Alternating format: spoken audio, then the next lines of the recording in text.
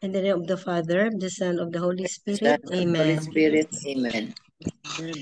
Come, Holy Spirit, fill the hearts of your faithful and enkindle in them the fire of your divine love. Send forth your Spirit, and they shall be created, and you shall renew the face of the earth. O God, who by the light of the Holy Spirit did instruct the hearts of the faithful, grant us by the same Holy Spirit to release what is right and just, and always to rejoice in his consolation through Christ our Lord. Amen. Amen. Amen. Reading from the Holy Gospel according to St. Luke. Glory be to you, O Lord. On the Sabbath, Jesus went to dine at the home of one of the leading Pharisees, and the people there were observing him carefully. He told a parable to those who had been invited, noticing how they were choosing the places of honor at the table. When you are invited by someone to a wedding banquet, do not recline at table in the place of honor. A more distinguished guest than you may have been invited by him, and the host who invited both of you may approach you and say, "Give your place to this man," and then you will proceed with embarrassment to take the lowest place. Rather, when you are invited, go and take the lowest place, so that when the host comes to you, he may say, "My friend, move up to a higher position." Then you will enjoy the esteem of your companions at the table. For everyone who exalts himself will be humbled, but the one who humbles himself will be exalted. The Gospel of the Lord. Praise Praise to to you, you, O Lord Lord Jesus Jesus Christ. Christ. Italien. The 3 pointers for today's Gospel. Number 1, Jesus, our Savior and Lord, should have been given a place of honor and be seated at the best place at the wedding feast. Number 2, the guest and the host have failed to recognize the presence of Jesus because they were too caught up in their self importance and were busy trying to make themselves noticed and admired. Number 3, often we also spend much of our time trying to impress others and forget that all the gifts and talent we possess come from God and not through our own merit. What is God's challenge for you today? Amen. Amen. Amen. Thank you very much, Italien. So today's gospel is about humility. And humility, and this is opposite of pride. And pride is the mother of all sins. Ito ang pride. And so easy to commit.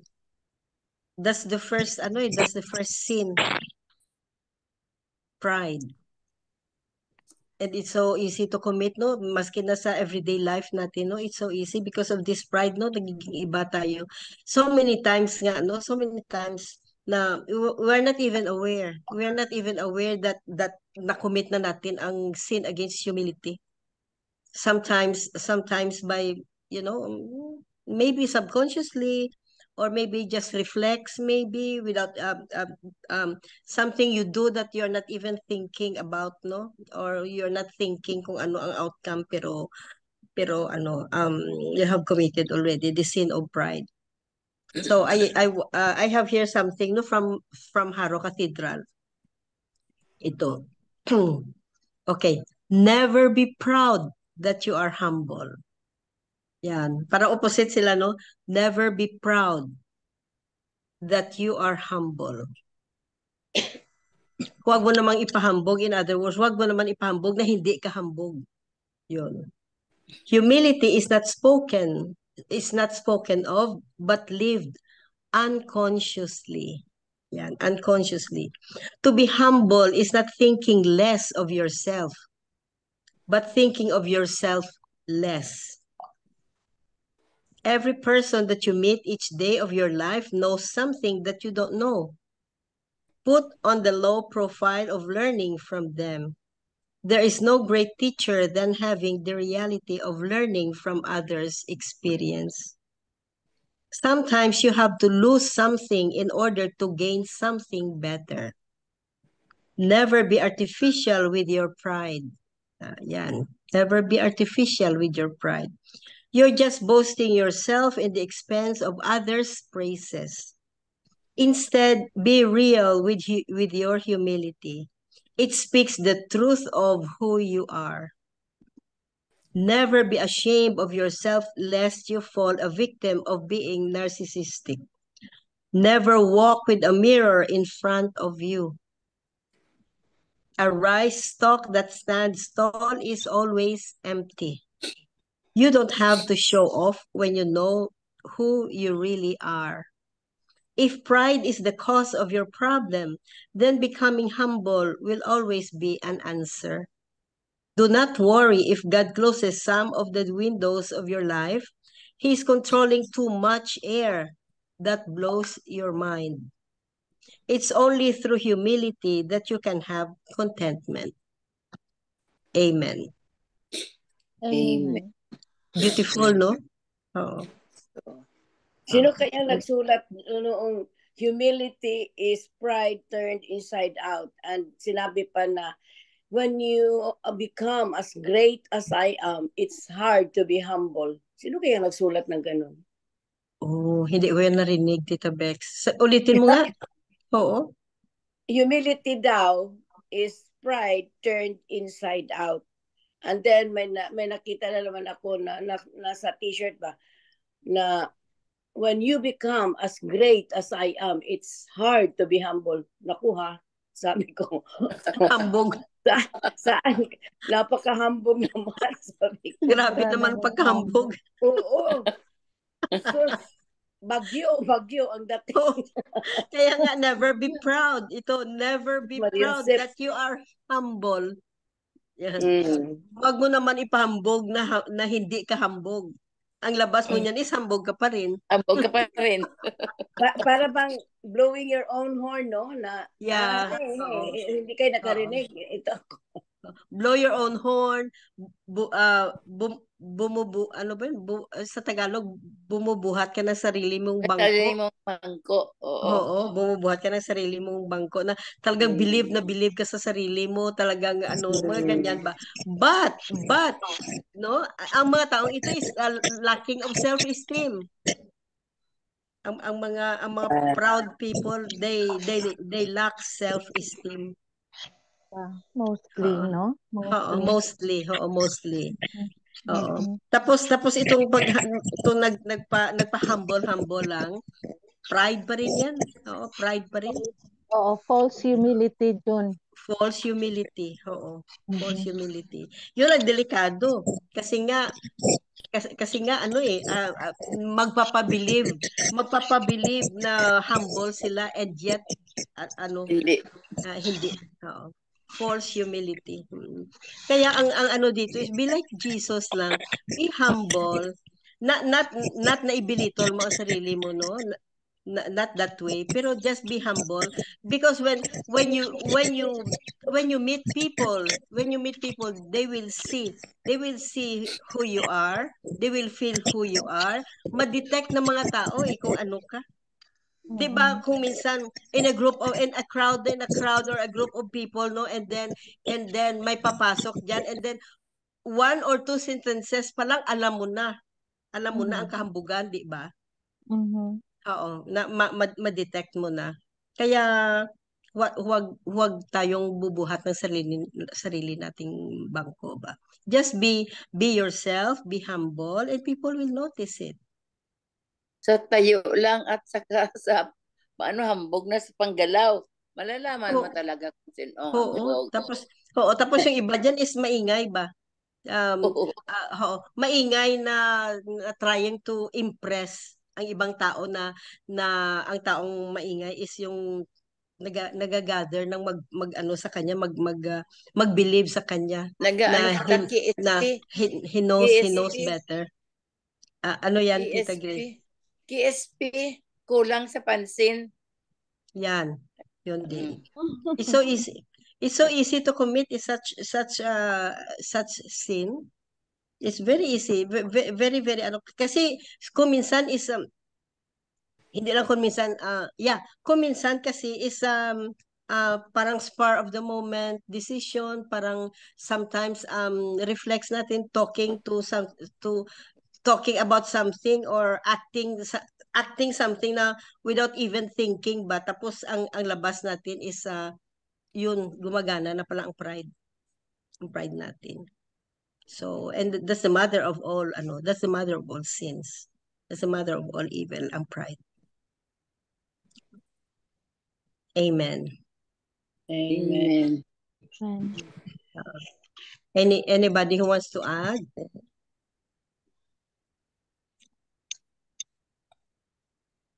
May experience ako na ganyan nung nasa SM ako nung umuwi ako minsan. Tapos nakalinya ako sa seniors row ba. Aba, doon nakita ng yung barker ba sa SM na tatawag ng taxi. Sabi ko, ito ba sa seniors lane? Sabi niya, oo. O di doon na ako. Tapos, siyempre senior, itinawag ang taxi for me. Aba, biglang may lumitaw na malaking mama. Tapos sabi niya, yung galit na, do you know who I am? Ha? Yan, oo. Sabi ko naman na gano'n. Nagulat kami. Ay, umalis ako. Sabi ko, naku, ayoko makikipag-argue ng mga ganitong tao. Sus ko, lahat ng tao na tumingin sa kanya, tapos napatunganga, kung ano-ano na mga sinabi, ay umalis kami. Sabi ko, let's go to another place. Huwag na dito kasi ito na, may inupakan ng letter S dyan, sabi ko. Oo, no? Sobra. Yun ang palagi, that's not uncommon. Hindi uncommon na yun ang sinabi mo, Bex, na do you know who I am? Kilala mo ba kung sino ako? Oo, sabi ko, who cares? Hindi namin Pero ang reaction ng mga tao is negative. Sagot doon is no. Yeah, she was trying. She was trying to build her self-esteem, pero by saying that na kilala mo ako, hindi mo ako kilala, mga ganyan ba? Ang impression ng tao sa kanya is negative. Negative tuloy. Nagpa-impress ba? Kasi nauna ang taxi na para sa akin, senior eh. Di syempre, di ba, bibigyan ng priority. Ay, Diyos ko, bigla siyang lumitaw na, sino? Sino? Ikaw. Kung ano-ano mga nilalait niya ng gusto ang barker ba. Diyos ko, naawa naman at umalis na lang ako para matigil. Wag na, bigay mo na sa kanya ang taxi na yan, sabi ko. Arrogant. Yeah, very, very arrogante. Doon yan sa Philippines, no? Sa Philippines. Pag sinabi sa'yo, Pilipinas yan. Ang sagot doon, no. Ano, Tito Manny? Do you know who I am? Ang sagutin mo, no. No, hindi ko kilala. Know yourself?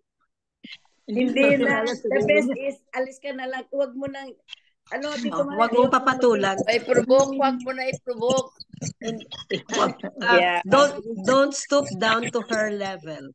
Yun. Ibig sabihin lang, hindi niya kilala sarili niya. Kaya nagtanong sa'yo, you know what? Iwan ko. Walis kami. Tayo na. Hindi ako magpag-argue mga ganyang tao. Bakit ko isusubok sa sarili ko? Waste of time lang yan. Yeah. Siguro either may problema yan sa bahay or talagang ang self-esteem niya talagang wala, kung may self-esteem pa man. Or she needs recognition ba. So pangit na kwan. Pangit natin. So tapos may isa naman ako nakita na pusit na matangkad na tao. Aba, lahat ng mga silvery dito sa kanyang leeg, ang burluloy sa leeg, grabe, parang hindi na siya makakapag yung hindi makakayanan ba, mabigat. tapos dito pa sa kanyang head, tapos dito pa sa kanyang wrist. Sabi ko, sobra naman yan. Bakit? Ayun talagang nagpapapansin ba? Na siya ay foreigner, na siya ay ganito, na marami siyang, siguro marami siyang ilalabas. Sus ko, yung Pilipina na nakasama, hindi na lang napakuan. Ganun lang, parang opposite sila. Meek and mild ang Pilipina. Yun naman isa. Ang liit na Pilipina. Times almost na 1/1 sa kanyang size, yung kanyang, yung baluga. Grabe naman, sabi ko. Nagpapapansin ba, di ba? Ito yan, Tita Becky. Pag puno sa ng burloloy, baka putol ang liig niya o kamay niya. Siya mag-dare paano kasi ang niya, puno sa ng burloloy. May nagasunod-sunod sa kanya. Anong burloloy? Yung mga kurintas, mga dekorasyon sa katawan. Anything na ipinag-ano sa katawan. Mga ornaments. Oo, ornament.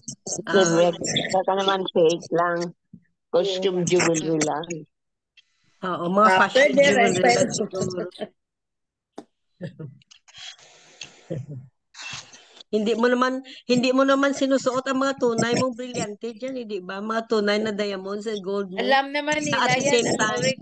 Alam nila yan ang orig at saka hindi alam nila yan. Maski na ikaw Tita Bex, kung may mga original ka diyan na mga tag 20 carats mo na mga ano diyan and then mga diamonds mo.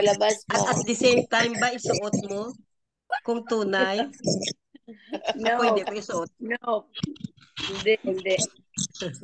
Natanggal nga yung kasama ko si Ani, papunta kami sa PRC, mag-renew kami, so sinamahan ako.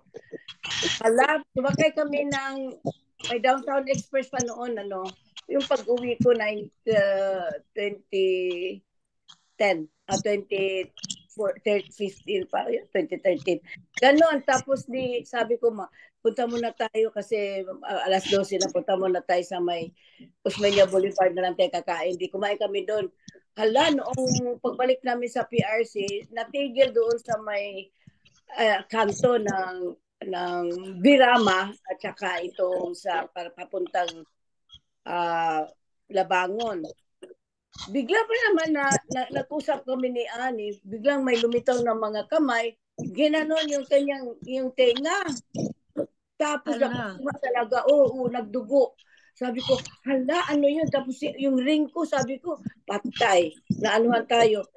Ay, naku, sabi ko, bakit nakikilala kaya nila? Nasa Downtown Express. Kilala nila, marunong yan sa Tita Becky, magkilala. Marunong talaga, Tita Becky. Marunong pa sila kayo sa jeweler. Oo. Tapos sabi ni Ani, 25 years daw, binigay ng kanyang mother yun. Nakuha. Ako may kakilala ko sa bus. Actually, ang sinuot siya, piki Alam mo, inablot sa tenga niya. Tapos siguro, nalaman niya, hindi oreg, binalikan siya at pinakain sa kanya. Sinabi sa kanya na, suot-suot ka naman, piki pala. Pinakain sa kanya. Pinaano sa kanya. Hindi ka naman makagalaw pa ganyan. Ano ba bang magawa mo? Ano daw? Piki naman. Sus Maria Jose. I have attended one occasion ba nung nandoon pa ako sa Iloilo, no? I have attended one occasion, no, na I think it was an annual yung yearly occasion ng teka ha. So, yun, ang organization na yan, ang grupo na yan is talagang mga big shot ang mga tao diyan. So may di bang sayaw na Rigodon de Honor is yun ang parang royal dance yan. Parang waltz. Pero parang Rigodon de Honor is ang mga participants diyan is yung mga honorable people lang. Syempre ang mga matrona, ang mga misis ni ganito, misis ni ganyan, sila paligsahan. So may isa kilala, very very close sa akin noon. lahat na tinago niya sa bangko is labas, yung tinago sa bangko ng mga jewelry, pinalabas niya lahat. Tapos yung sinuot niya kasi dancer siya, one of the performers siya ng Rigodon de Honor. So paligsahan sila lahat. Naku, mga gown dyan is bonggahan. Talagang contest talaga. Contest. Parang ganyan. Oo. my God. So, yan. Pagkatapos, yun kasi naman ay binabantayan kung sinong hindi nagkasayaw. Yun ang binabantayan ng audience na tingnan natin kung sino may pinakamalaking diamond, kung sino ang pinakamaganda, kung sino mga ganito. Kasi during that time talagang nagapaligsahan ang mga misis at mga hambog diyan. So after that, sige na, pagkatapos party na, hala, inuman, open bar, inuman. So sayawan nung umuwi na, sabi ng misis, sabi niya, o saan na, sabi niya, ang mga alahas, sabi niya, pinatago ko sa iyo. Nakainom na ang husband, sabi niya, ha? Sabi niya, may binigay ka ba sa akin? Sabi niya, oo, nilagay ko, sabi niya sa table napkin. Nilagay niya lahat sa table napkin, sa tissue paper, oo. Tapos pinatago sa asawa niya, nilagay sa bulsa. Wala na doon. Siguro natapon. Nabasa basura During na. that time, oo. Kasi nakainom na eh. Siguro nahawakan siguro ng husband niya na, ay, ano ba naman ito? Bakit may tissue paper dito sa bulsa ko? Tapos tinapon siguro, whatever. Kasi nakainom na. During that time, no, that was like early 1990s. The jewelry, no, total value, mga 1.8 million. During that time. 1.8 million. Total cost ng mga alahas niya. So, Hindi siya na heart attack, June. Hindi siya na ay, heart attack. away sila ng away. Mabuti hindi sila nagkagulo. Magulo talaga. So, siguro, happy siguro ang sino mang waitress or waiter nakakuha or basurero o nailibing na yan. Nailibing na yan forever. So, bakit ka bakit ka mga ganyan ba? Kasi ang purpose, depende naman kasi sa purpose mo. Kung ang purpose is show off mo, talagang ka. Talagang hindi maganda. Kaya yun, lesson in life. Huwag ka mag-show off, be humble, and don't be proud that you are humble. So, amen. Yun ang mga examples lang yan ng mga pride, no? It's about material things. Kung minsan is about attitude. So, let's be vigilant, no? Towards ourselves, no? Hindi tayo makakommit ng pride. Kasi, that's, ayaw ni Jesus ng pride na yan. Kasi, be humble. Si Jesus nga, anak ng, he is the Son of God, pero very, very humble siya. Very humble. Amen. Amen. Dito Manny, may kwan ka, may dagdag, whoever. Kung sino dyan na may dagdag. Pride. Hindi mo ba alam na every time we commit sin, pride yan. Sinasabi mo kay Lord, my will, Lord, not yours. That is pride.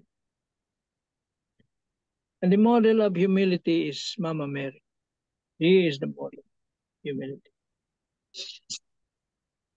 And if we compare ourselves, just look at the child, no? A little child. Sabi nga ni Lord, if you do not become like little children, you cannot enter. And what are the characteristics of a child? Humility, dependence, humility. Mahirap maging humble, no? Napakahirap. Lalo na pag medyo nakakaangat ka sa buhay. Ganun. Mahirap maging humble. Kaya pala, Tito Manny, sabi niya, no, when you become as great as I am, it's hard to be humble. Oo. Mm-mm. Humility from the Latin word humus, meaning earth.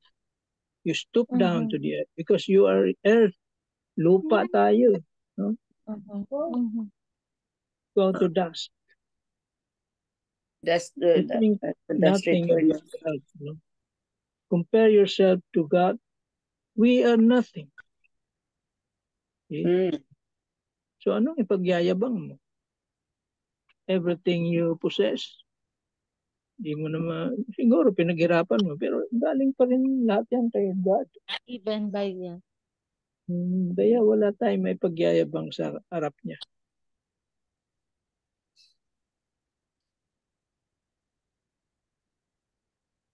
We may be accomplished, sabi nga we may be able to accomplish many worldly things through our own strength and hard work. But we cannot achieve happiness and goodness until we open ourselves to the truth of our weaknesses and dependence upon God for all things.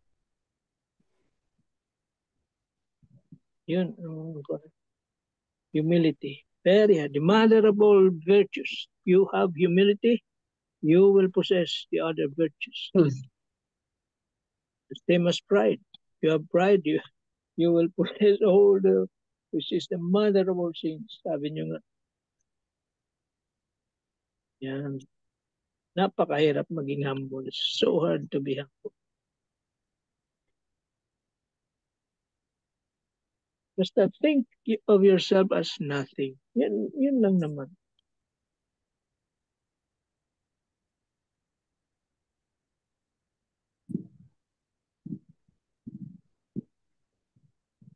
Pagka meron mga sinasabi nga ng mga uso ngayon, ng mga road rage, no? Yan. Huwag ka nakipagtalo. Be humble. Maski hindi mo kasalanan, accept. Tapos na.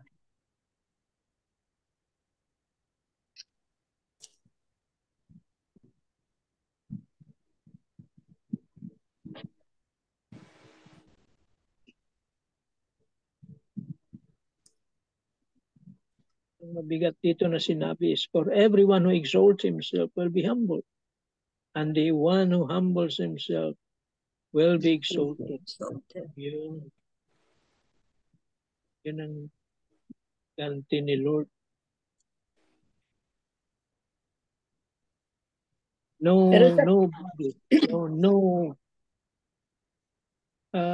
Walang mayabang na makakapasok sa langit.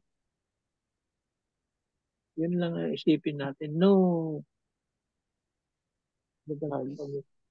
humble. Wala makakapasok sa magpakumbaba.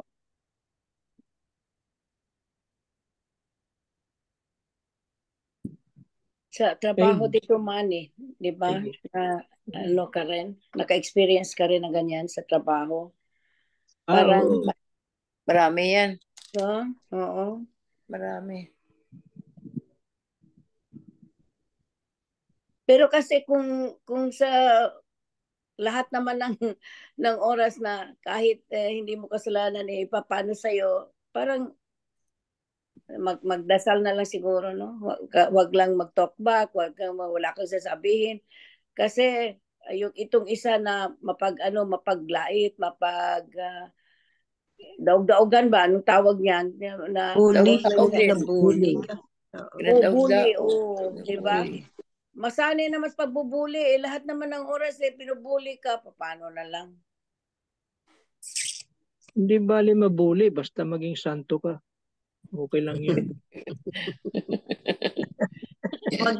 Wag ka na. You have to stand on your right kung ano. Wag mo nun pabayaan kasi self-respect din yan eh. Na kung bayaan mo na lang na mabubuli ka. Masanay din, no? Masanay naman na. Kailangan kuan mo rin na mali. So, Oo. correct mo yung mali, siyempre. Oo. In a nice way, Tito Manny, kasi para hindi mag-heated argument, no, na may altercation na magkaroon na naman ng problema, mag-away o ano.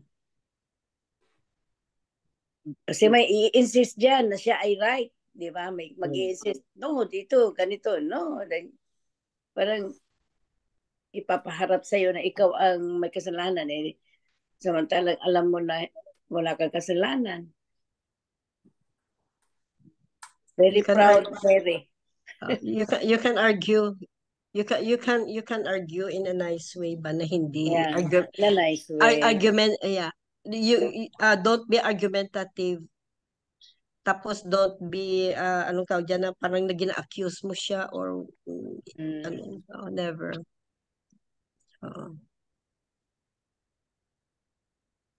Or just say, oh, okay, next time. Yun lang.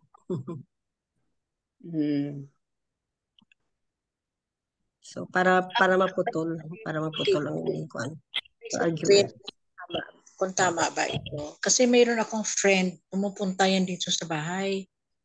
Ngayon, minsan sabi niya kay Chiki, alam mo ba, Dok Chiki, ang pera ko, sabi niya, sobra-sobra ng interest. Ito.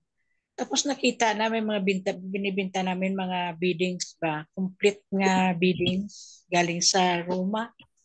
Gusto-gusto niya. Ito na. Sabi niya, BFF, pwede ba, ang ganda-ganda ng tela, gano'n, pwede ako mag-down ng 1,000.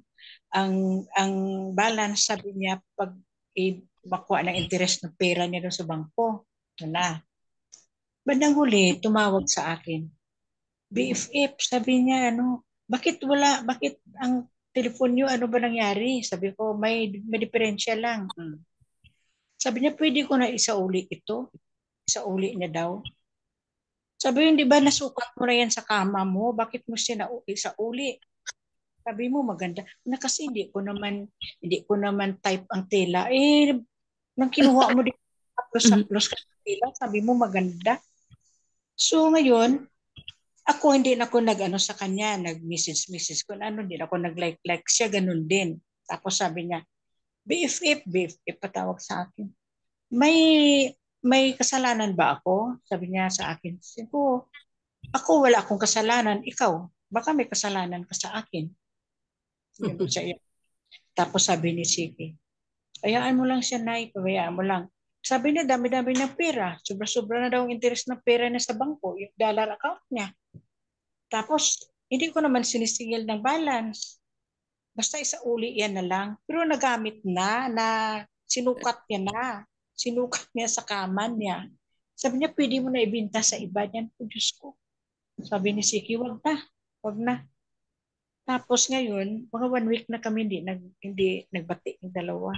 Pero palagi yan dito, pag may problema, nagpa-advise siya sa akin, kung may mga padasal, gano'n. Kung that time, sabi ko, hindi naman dapat ako magalit siguro. Bakit siya siguro nagigilty sa ginawa niya? Di ba, tita? Ako naman, okay lang pag sa uli niya. Wala naman problema. Pero nagpahambog muna sa'yo na marami siyang pera. Ang dami ang interest. Nagpahambog. Tapos sabi niya, yun na ang mga interest na sabi ni Chiki.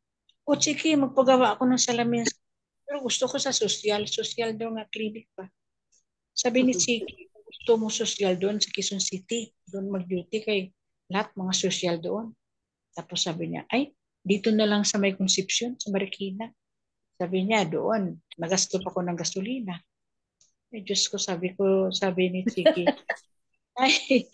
kung minsan magpunta yan dito, hindi na papaalam, bigla lang katok. Ang ginawa ko ngayon, ang screen hindi ko ginalock, kasi hindi siya nagpapaalam, punta lang dito ba. Ang screen hindi ko ginalock. Unwanted visitor. Oo.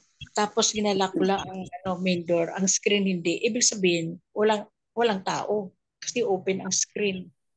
Ngayon sabi ni Chiki, sabi ko, Chiki, ano ba? Tawagan ko ba? Batiin ko ba siya? If daw. Wag mo batiin siya, may kasalanan. Nagigilty. Tapos sabi, pero siya baka nasaktan siya sa sinabi ko nga, sinukat mo na yan sa kama mo. Malay ko kung ginigaan mo na yun.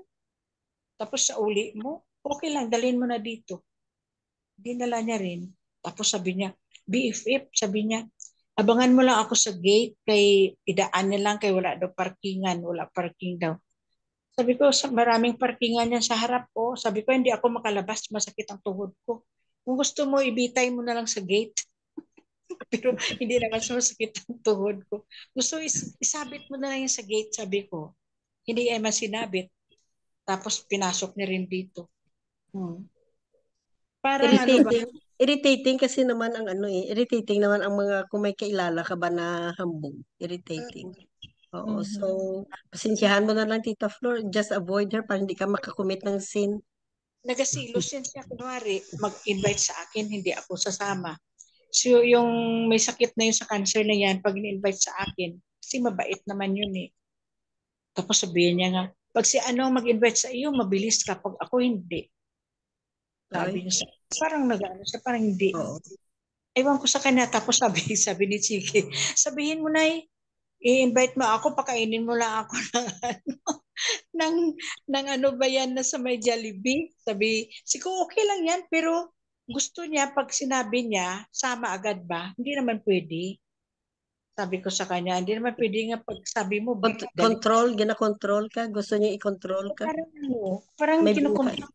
Kaya ayaw ko na wag mo na yan, hindi yan BFF. Hindi na. Hindi yan BFF. One week na, wala, hindi ko siya ginaano, hindi ako nag-like ng mga ano niya.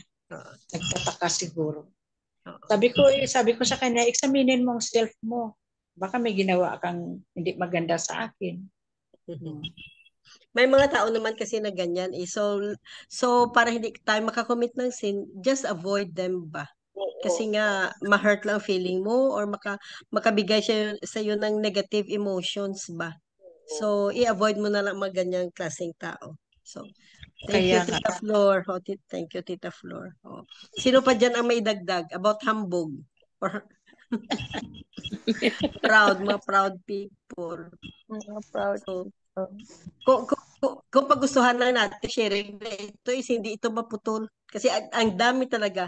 We are all surrounded tayo ng mga proud people and then we ourselves commit the same thing once in a while. Ma-caught off guard ka kung minsan ba. Oo. Bukas be humble. Bukas sharing. Be humble. Be humble.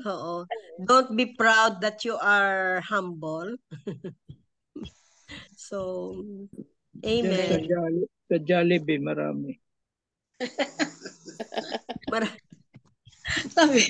sabi ko, ikwan siya, inong hambog talaga.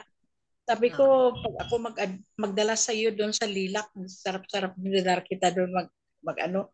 Pero siya, ay, bipip doon na lang tayo yung ano. So, sige, kahit saan lang. Pero siya, uy, masarap doon na gano'n. Tapos sabi ko sa kanya, mag-ano ka kung anong gusto mo. Pero siya hindi. Siyang nag-ano kung anong pakain sa akin. Tapos okay lang yan, pero wag na maginambog. Sabi ko nga, na-invite ko si BFF, ganito. Sabi ko sa kanya. Pero matagal naman kami may mga tao naman kasi na kung pag-umpisa ng istorya about her or his life, no? Ang feeling mo is mukhang kawawa ka.